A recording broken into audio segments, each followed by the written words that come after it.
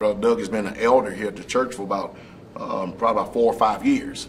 And so on the building aspect or the hands-on aspect of the community, it's pretty much done taken away my right-hand man. So now I have to spend time, as well as Brother Doug, showing other people the things that he used to do to try to make up that void. Now, is there any doubt in your mind that if they could do more, they would? If they could be as active as they were before, they would? Well, you know, we all take the sentiment, especially with them, that if this thing would have never happened, never occurred, that'd have been fine with us. You know, we can't have any, you know, we can't dictate or mandate that. But Doug and Diane, if they could right now get out and go build a building, he himself, he would do it. But he can't do the thing. He's limited. He can't even help me build cabinets, which is not a very you know, stressful job. But he can't help me do that simply for the fact of standing on his feet. Just the mere fact of standing on his feet, leaning on that cane, fatigues him too much. So now let's talk about the process of going through the deposition of the lawyers from Wal-Mart. Yes, sir. So when it comes to your personal experience, what's the first thing that comes to mind from just what you had to go through and talk about? It leaves a bitter taste in our mouth, especially towards the legal system.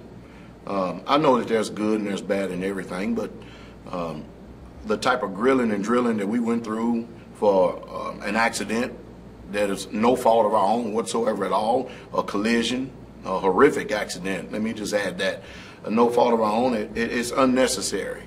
What myself and the people had to go through being questioned by the defense, it's unethical and immoral and very intrusive, inappropriate, and out of bounds. It's and I wouldn't want anybody to go through that. I mean, here I'm a pastor, and all I do is basically just watch over the people to help take care of them spiritually and naturally as much as I can. And I get these intrusive questions for over 8 hours in one deposition, and the next one 4 hours the next day, and all for the mere fact. I don't even think it had anything to do with the accident. I think it had to do with them just basically wanting to get us into submission to where we don't even go to trial. And that's my own personal feelings about it. Scare tactic. Yeah, I believe that's what it was, but you know, I'm not a man easily intimidated. Neither are the people of God here. You know, we have one that we fear, and that's God, and that's it. But we can pretty much read between the lines and see what's going on. And it sent a bitter taste, not only with me, but everybody throughout the community. And that's one reason why that we're very motivated to see this go to trial, because we want other people to see what's going on out here, because so many things happen in cases that never, ever, ever the public eye gets an opportunity to see. And what were some of the tactics they used, inappropriate subjects they brought up, either with you or other members? Well, I'll start with the other members. First, they asked one of the members, do we do animal sacrifices? I mean, that's just making fun and mocking our religion, what we view about God. They asked one of our sisters, do you make a habit of listening to men screaming? I mean, this is uncalled for. It is ridiculous. They question my integrity, my authority. They try to paint a picture of us that we're some type of crazy, zooty, wild cult, whatever that may be. You understand me? Because we live different and do things a little bit different. We don't fit with the mold of a cult. We're not. I mean, I have an internet radio broadcast. I've been on the radio. We're not over in the corner hiding anywhere. They ask some of the questions. I don't even, you know, want to. If somebody's going to view this, I don't even want them to even hear it, because all they would do is incense and enrage them.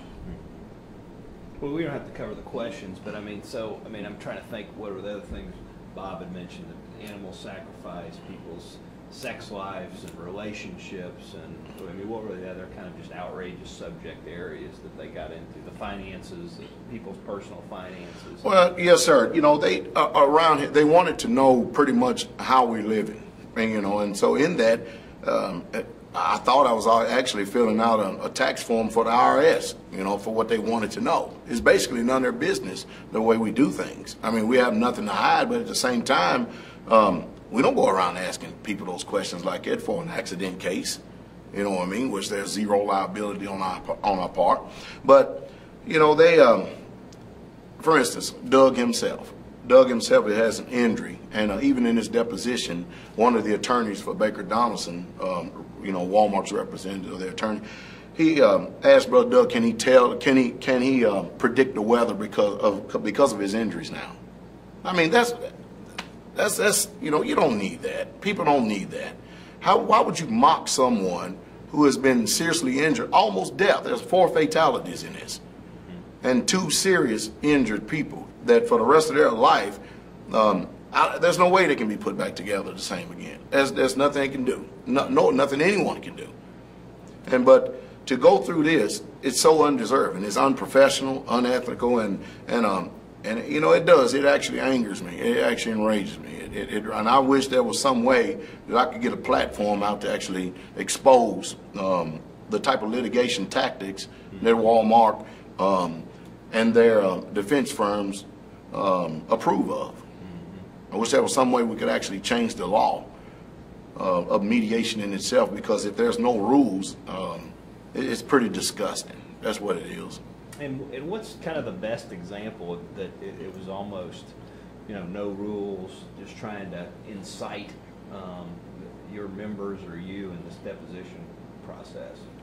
Well, I think that the whole reason for it was basically to try to wear us out. Hopefully that since we're so close of a unit, that through their psychology, using that type of attack on us, that we would somehow put pressure on Doug and Diane and try to just get them to go ahead and try to talk to them to settle. You know, I mean, you know, it's not worth it. Let's just go ahead and settle the thing. But actually, it works the opposite. It works the direct opposite, because if people are going to be treated like this, somebody needs to get it out for the people. And so it's almost like their approach to this deposition was, it was not to get information about this accident, which is what everybody thought they were there to talk about. It was almost to change the subject and to scare people, to focus the attention on the community instead of the accident, and also to maybe scare you from going forward.